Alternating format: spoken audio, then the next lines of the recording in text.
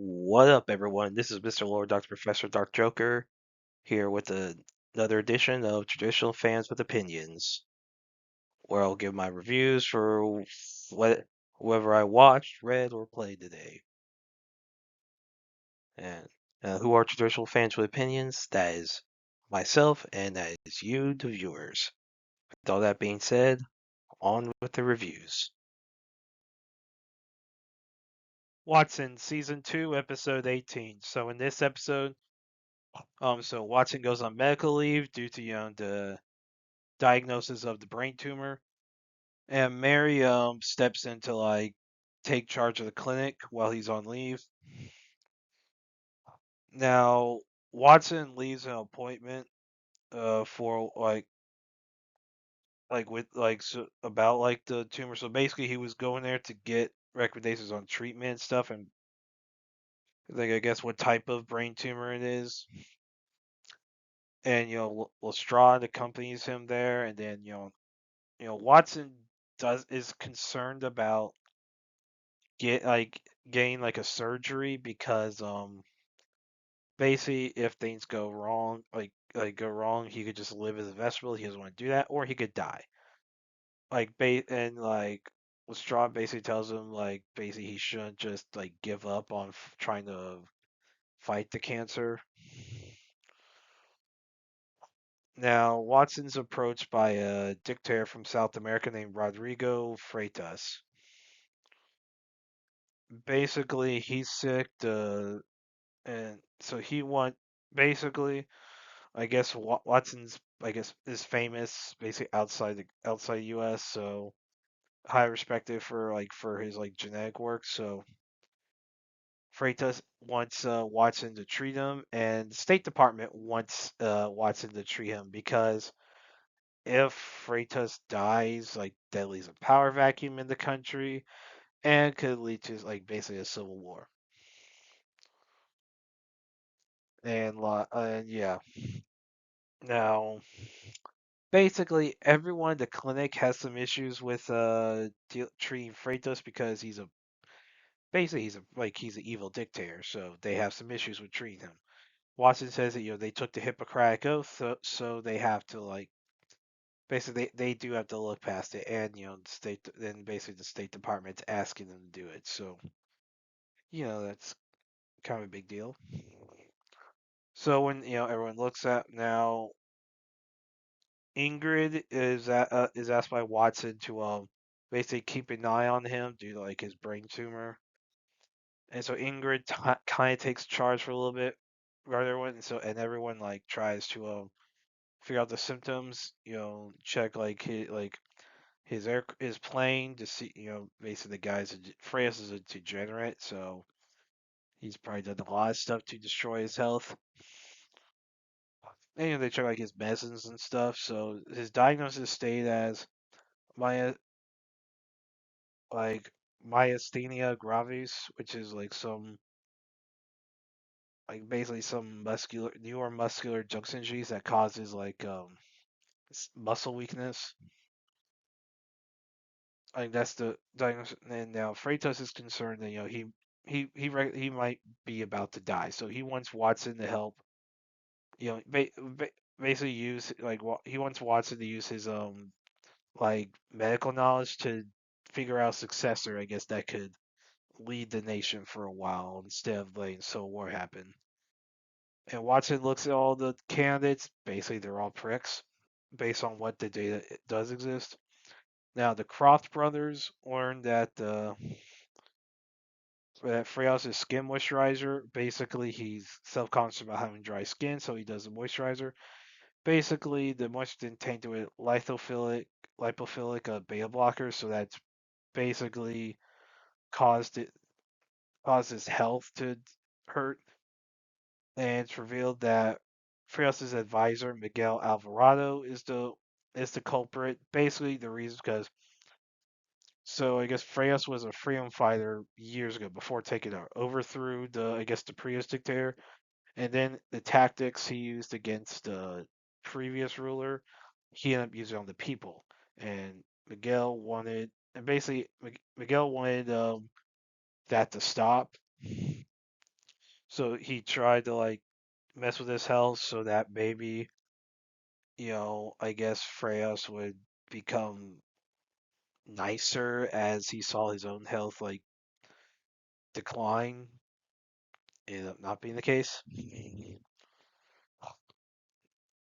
And now Freyas is like basically his conditions are also revealed to be LEMS or Lambert-Eaton myasthenic syndrome, basically some autoimmune thing, involved with muscle weakness and lung cancer.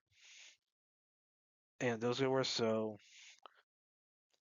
and and Miguel's exposed as like the culprit, the one who basically poisoned Freyas. Now Watson offers Freyas a deal, basically for Freyas to do a long-term stay in New York to go under experimental cancer treatment that could help him live longer in exchange for Miguel being given amnesty. And then, Watson later talks with Shinwell on the phone, tells him about his brain tumor, and tells him to call off the search for Sherlock. Now, Shinwell had claimed to found evidence that Sherlock Holmes is alive, which leads to some questions about whether or not Sherlock is alive. Like, who knew, like, how long, like, because obviously that leads to a possibility of maybe not every interaction with Sherlock has been a basically a hallucination. At least maybe not. Let's say like the first one or the first few. Like I guess when he was first in New York, and so because there's some because like thing was I don't know how much stuff was you know like how much stuff about Sherlock did Watson knew like no. Yeah, anyway, so Ingrid's working with Beck to figure out her statement to deal with the settlement. And Ingrid confirms that Beck has an alter account where he's basically pretending to be Shu Yi, who is like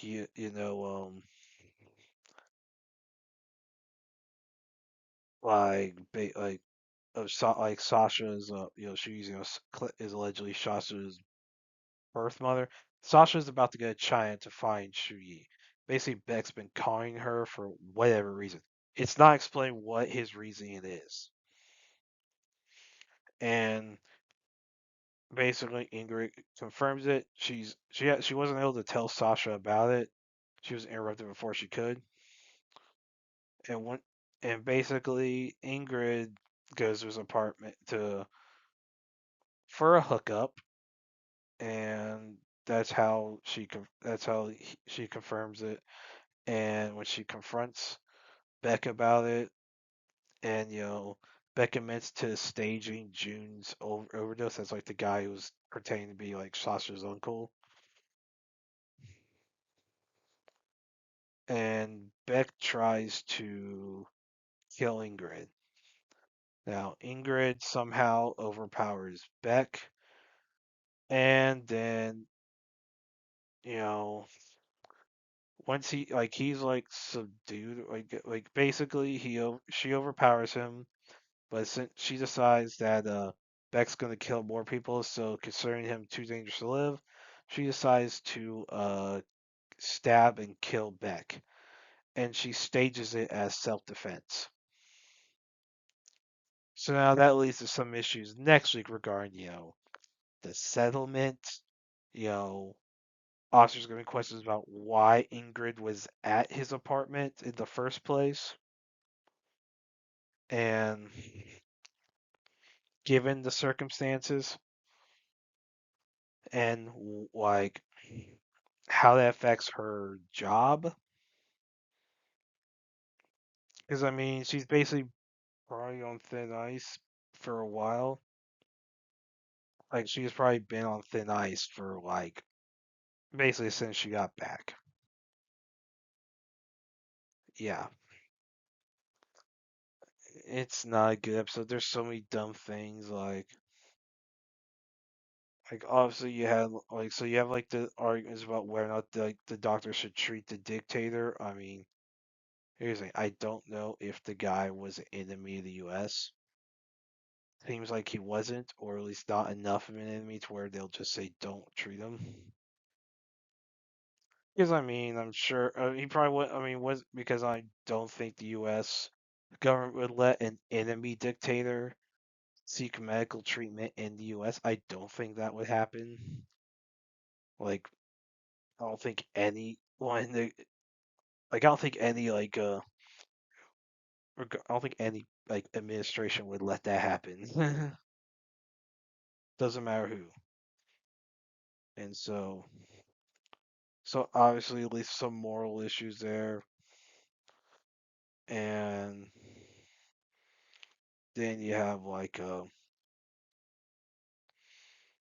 then you have which I mean a smart way I guess to handle it would have been to like if they were gonna really be disc like they say they treat him, and then they should, I mean, the smart thing, like they probably should have consulted the State Department more. Like State Department's mentioned, but they don't. I don't think anyone appears. Like you mentioned, the State Department as being important to this whole ordeal, but no one appears. Like that's retarded. Like they should have had more people from the State Department involved, and maybe that could have like how they handle it, like how they handled the deal with Miguel. Like maybe like frame someone else. Like maybe frame one of the other guys, then have Miguel be seen as like the hero and like be named the successor so Miguel could do his own reforms. Like to basically deal like and basically like they basically do as a way to see like they like basically have like Miguel and Watson and the State Department use the deal to root out like the more problematic successor choices and basically cement Miguel's role as successor. That would have been the smart thing to do. Like just go all Mission Impossible with it. You know, some franchise Paramount owns. Just go all Mission Impossible with it, and because there was a Mission Impossible episode of the TV show where the IMF framed the guy for espionage. That's essentially what this show should have done.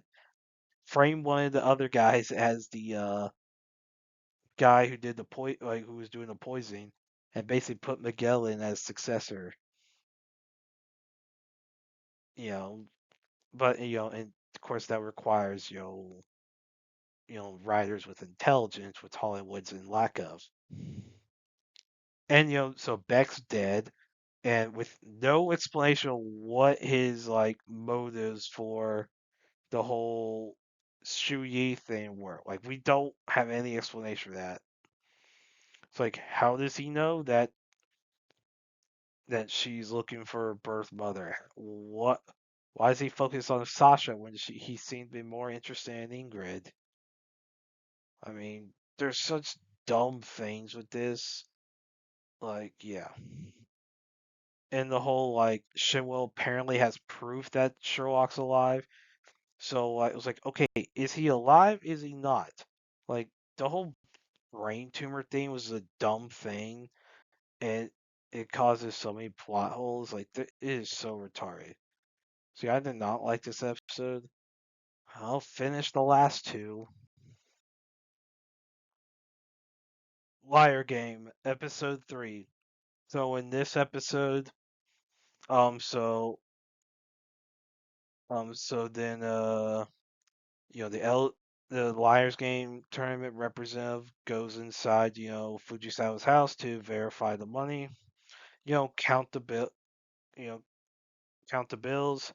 But then a group of representatives arrives, and Fujisawa said, "Oh yeah, your colleague just," and they're like, we're the only ones." He's like, "Wait, what?" And then it's revealed that Akiyama was disguised as a representative and basically taking money and giving it to Now. And Now was not aware about the whole disguising. She was completely in the dark. And it's revealed that So Fujisawa basically never really checked his mail because he was so concerned about make sure the safe was safe. So Akiyama was able to trick Fujisawa into thinking that the game ended at 5 p.m. instead of 6 p.m. So at 5 p.m. Fujisawa went in to basically gather the money while in disguise, while the representatives arrived at 6. And so since now I was able to get the money back before the deadline of 6 p.m., she won the game. Like she gets all, you know, she's given 100 million in winnings, while the representatives take back the other 100 million. So Fujisawa owes them 100 million. Now, now feels sorry for Fujisawa and gives Fujisawa 50 million so he could pay back half his debt to the LGT. Then Akiyama gives his 50 million as well, basically because he wants to have half of Nao's ways. And with Nao not getting any money out of it, he's not gonna get any money out of it because half of zero is zero. Now, so Fujisawa thanks him, promises to be a better person with her. So now goes back to her apartment. She finds an LGT letter saying she must play round 2 or pay 50 million to quit. Now she gave back her half, so she can't really do it anymore. Uh, and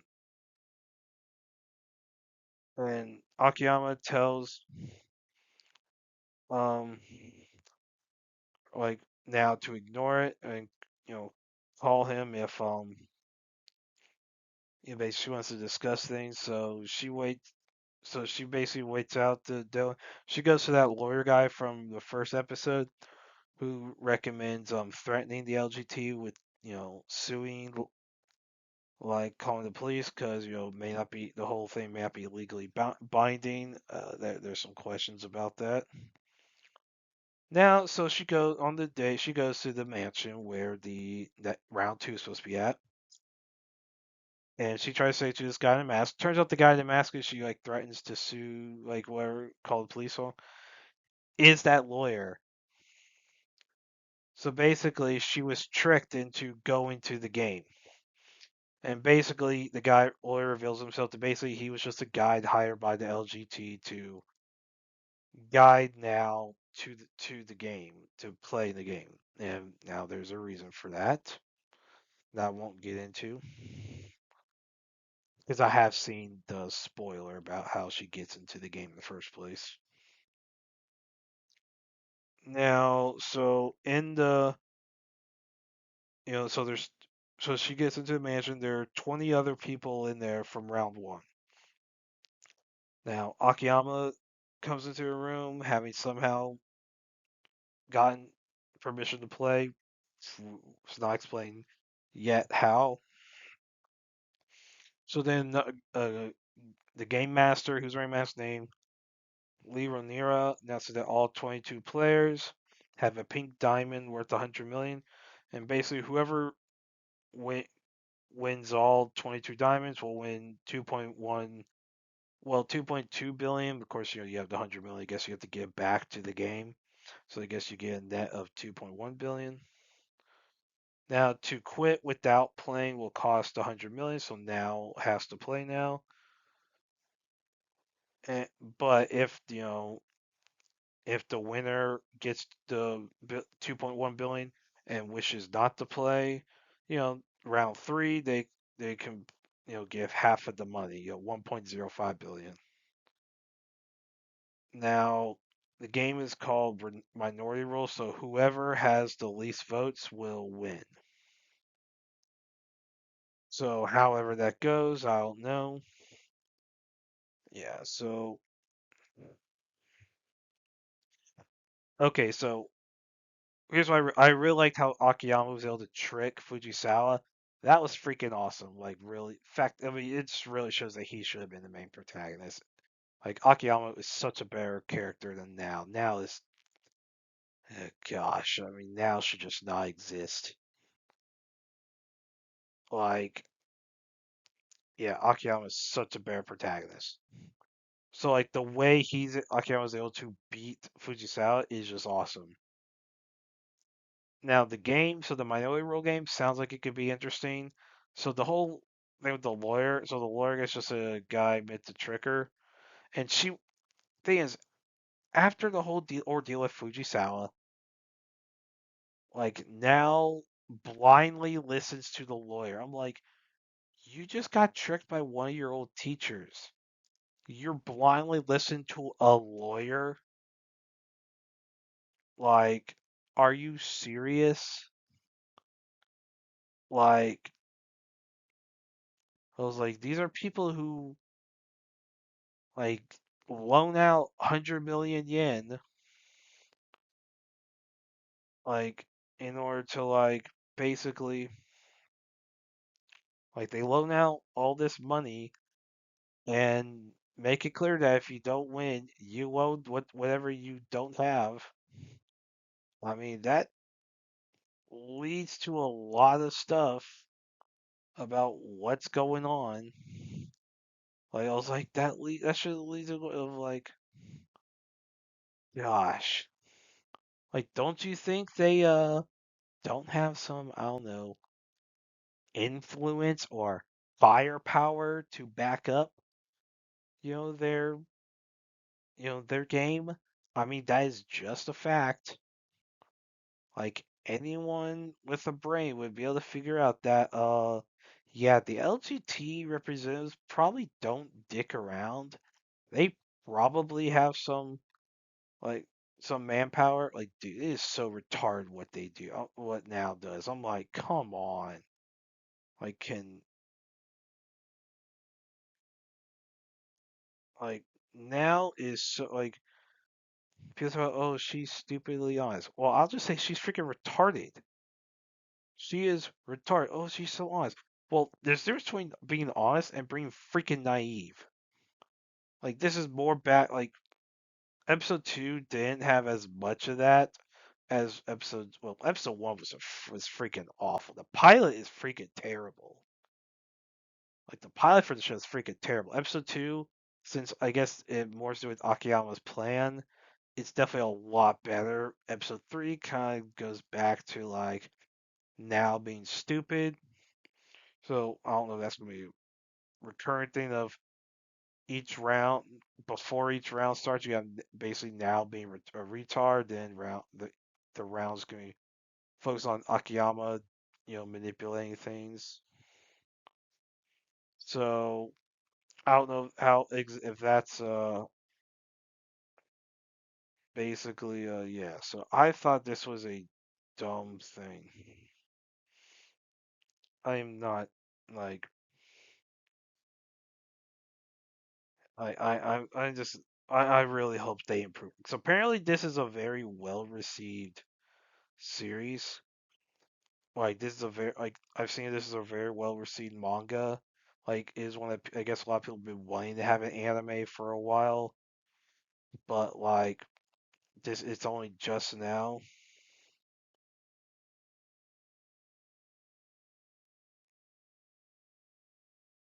Like like there's apparently like and it's like dude, come on. Like it is so bad how now is like I am totally pissed off. Hopefully it improves. But yeah, I'll the Akiyama stuff is freaking awesome. I really hope that that is more what we get like next episode and less of now. Well, and that's it. Did y'all like the stuff I reviewed? And if you have your own opinions about all that, you put all that in the comments. Thank you for watching, and like, subscribe, and all that. And look forward to the next video.